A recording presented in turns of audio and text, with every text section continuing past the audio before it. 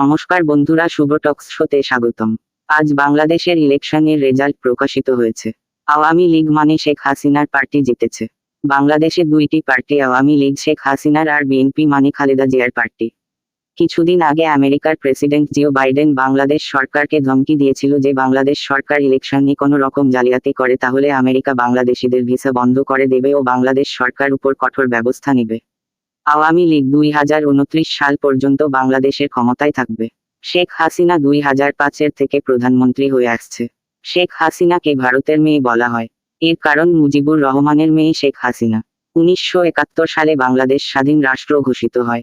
বাংলাদেশকে স্বাধীন হওয়ার পিছনে ভারতের অন্যতম ভূমিকা রয়েছে।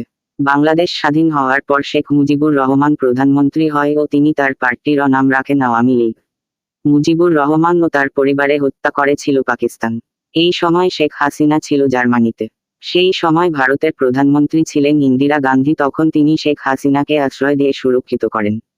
কিছুদিন পরেই শেখ হাসিনা বাংলাদেশে এসে ইলেকশনে বিএনপির সাথে লড়াই করে জিতে বাংলাদেশের প্রধানমন্ত্রী হন। শেখ হাসিনা সরকারের সাথে ভারতের খুবই ভালো সম্পর্ক, কিন্তু বিএনপি পুরো আলাদা, অ্যান্টি ইন্ডিয়া। বিএনপি চীন ও পাকিস্তানকে সাপোর্ট করে। বিএনপির মানে খালেদা জিয়া হলেন পাকিস্তানের জেনারেল জিয়াউর রহমানের স্ত্রী।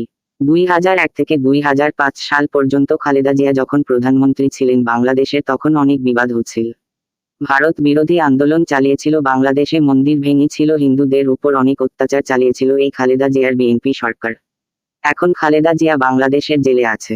তার 15 বছরের জেল হয়েছে কারণ তিনি বাংলাদেশ আইন না মেনে প্রোটেস্ট করেছেন।